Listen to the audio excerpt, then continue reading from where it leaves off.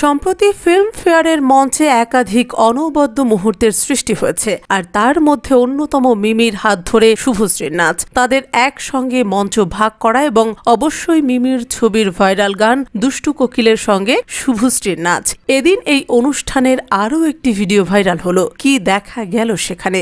এদিন টলি অনলাইনের তরফে একটি ভিডিও প্রকাশ্যে আনা হয়েছে, যেখানে দেখা যাচ্ছে কালো পোশাক পরে মঞ্চে তুফান ছবির ভাইরাল গান দুষ্টু কোকিলের সুরে নাচছেন শুভশ্রী গঙ্গোপাধ্যায়, আর দর্শক আসনে প্রথম সারিতেই বসে আছেন এই ছবির নায়িকা মিমি চক্রবর্তী। তিনি শুভশ্রীর নাচ দেখে নিজেও ওখানে বসে হুকস্টেপ করতে শুরু করে দেন। তারপরে হাততালি দিয়ে শুভশ্রীকে চিয়ার করতে থাকেন। এদিন মিমির পাশে রাজকুমার রাওকে বসে থাকতে দেখা যায় কালো স্যুটে। তার অন্য পাশে বসেছিলেন দেবলীনা দত্ত ও সৃজিত মুখোপাধ্যায়। প্রসঙ্গত, কিছুদিন আগে শুভশ্রী গঙ্গোপাধ্যায় নিজেই তার এই দুষ্টু কোকিল গানের রিহার্সালের মুহূর্ত প্রকাশ্যে এনেছিলেন। সেখানে দেখা গিয়েছে মঞ্চে সহ পারফর্মারদের সঙ্গে নাচছেন অভিনেত্রী, আর মঞ্চের নিচে মেয়ে ইয়ালিনীকে নিয়ে দাঁড়িয়ে রাজ চক্রবর্তী। সঙ্গে ছিল তাদের ছেলে ইউভানো। মায়ের নাচ দুই সন্তান মুগ্ধ চোখে দেখে। শুধু তাই নয়, এদিন রিহার্সালের ফাঁকে যে সন্তানদের সঙ্গে সময়ও কাটিয়েছেন সেই মুহূর্তও তুলে ধরেন শুভশ্রী। অন্যদিকে ফিল্মফেয়ারের মঞ্চে শুভশ্রী গঙ্গোপাধ্যায়কে